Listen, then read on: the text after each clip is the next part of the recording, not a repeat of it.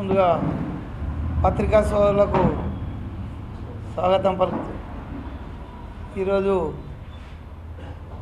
Party కార్యాలయంలో ఏర్పాటు చేసినటువంటి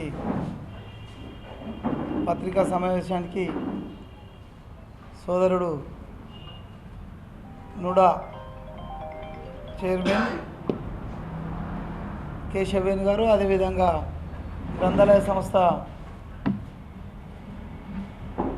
అధ్యక్షులు పెద్దలు అంకిరెడ్డి రాజిరెడ్డి గారు, అదేవిధంగా జావేద్ అక్రమ్ గారు, సీనియర్ కాంగ్రెస్ నాయకులు దయాకర్ గారు, బీసీ సెల్ రాజనరేందర్ గౌడ్ గారు,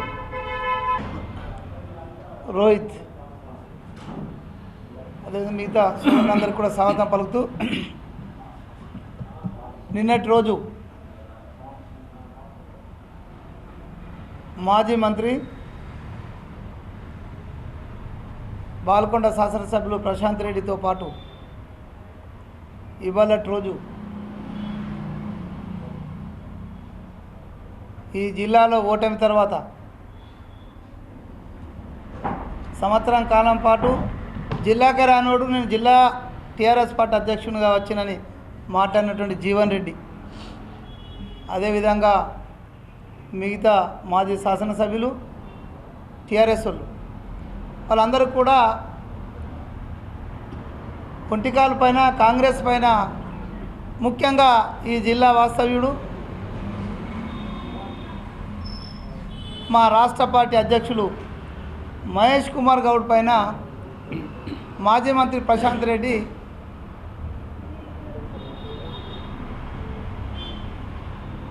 ఆరోపణలు సవాళ్ళు విసిరినటువంటి పరిస్థితి.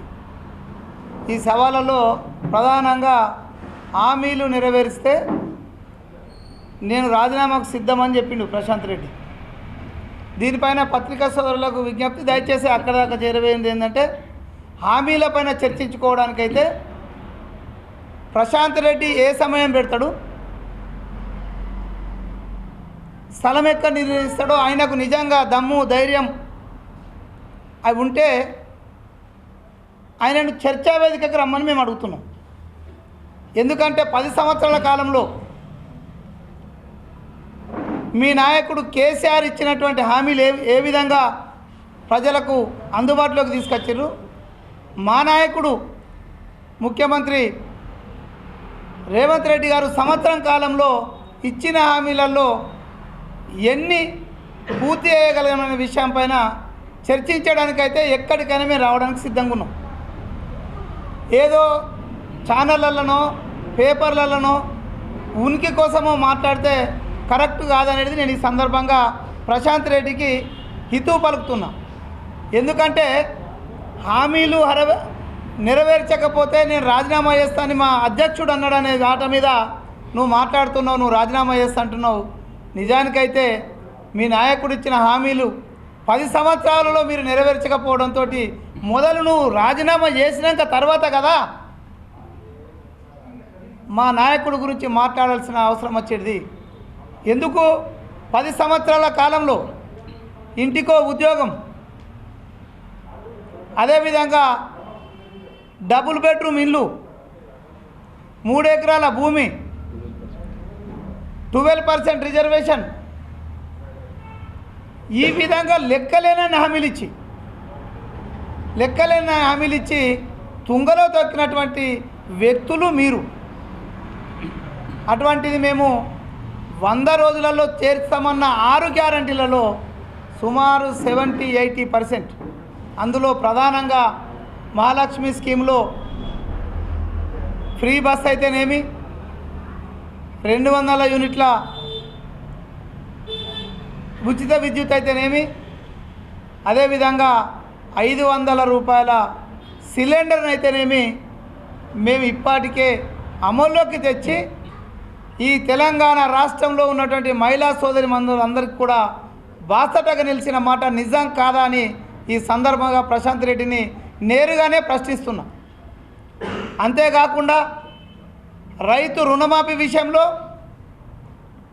31,000 కోట్ల రుణమాఫీ చేయడానికి సిద్ధంగా ఉన్న ఈ ప్రభుత్వం బ్యాంకుల ద్వారా మాకు వచ్చినటువంటి 18,000 పైచిలుకు కోట్ల రూపాయలను ఏకకాలంలో మాఫీ చేసి మిగతా 12,000 కోట్ల పైన ఉన్న రూపాయలకు ఫ్యామిలీ గ్రూపింగు, అదేవిధంగా 2 లక్షల పైన ఉన్నటువంటి ఖాతాదారులందరికీ కూడా మాఫీ చేయడానికి మా ప్రభుత్వం కానీ మా ముఖ్యమంత్రి కానీ సిద్ధంగా ఉన్నారనే విషయాన్ని మాత్రమే మా నాయకుడు మహేష్ కుమార్ గౌడ్ మాట్లాడిన దాన్ని ప్రశాంత్ రెడ్డి ఇక్కడ తప్పుగా చిత్రీకరించే ఒక ప్రయత్నం చేసింది. నిరుద్యోగులకు ఉద్యోగాలు ఇస్తామని చెప్పి సంవత్సరం కాలంలో దాదాపు 50-60 వేల ఉద్యోగాలను మేము వచ్చిన వెంటనే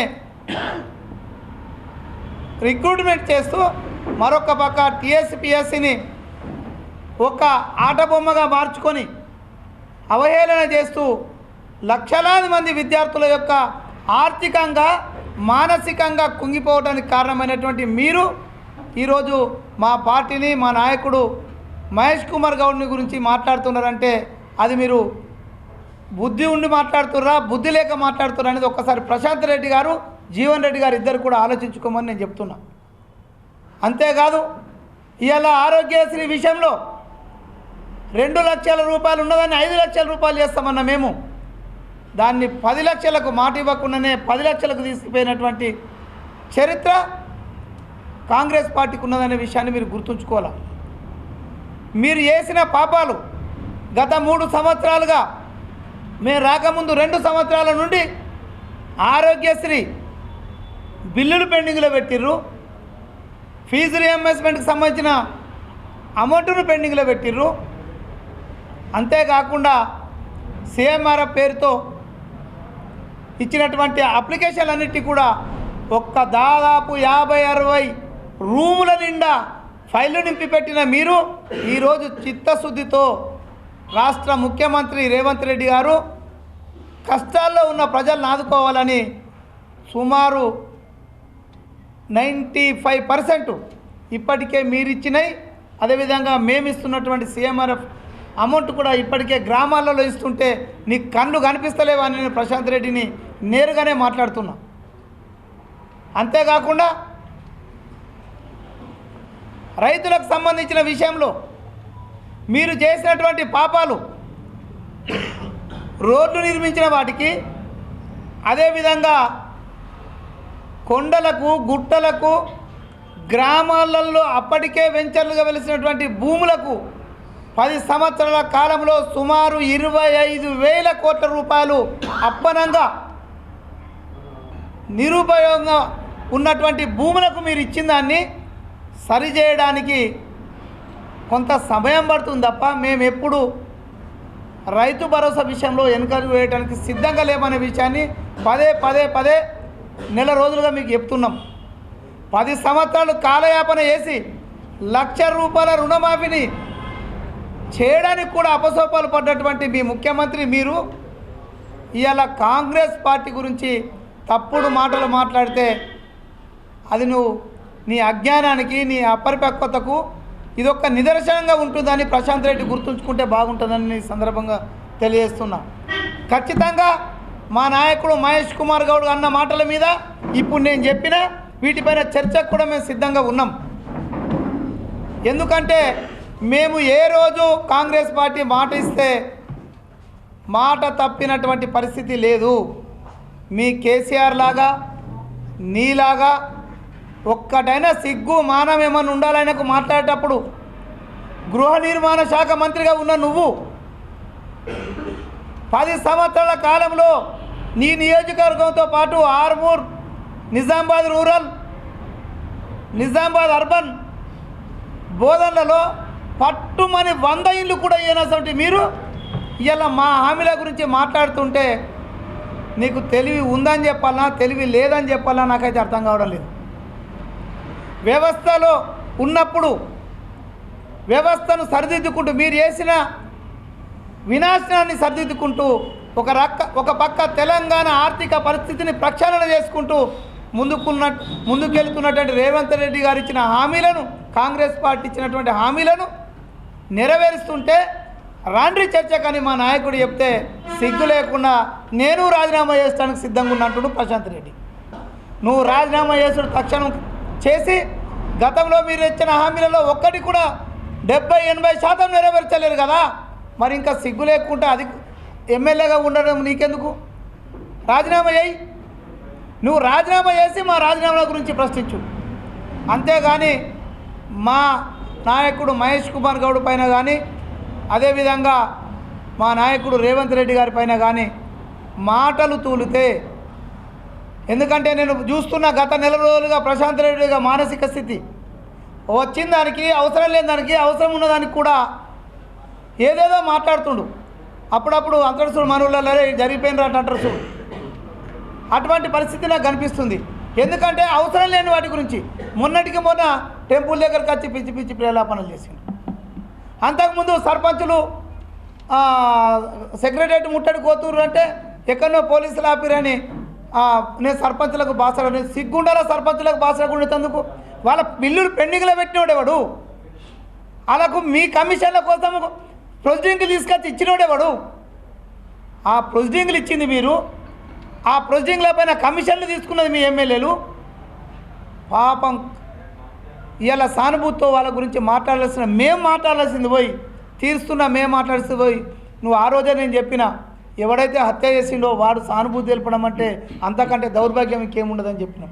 ఇట్లా ప్రతి విషయంలో దయచేసి టీఆర్ఎస్ పార్టీ కార్యకర్తలను కోరుతున్నా, ఒకసారి మీ నాయకులకు చూపించండిరా. ఒక్కోడన్నా ఒక మంచి మాట మాట్లాడతలేడు.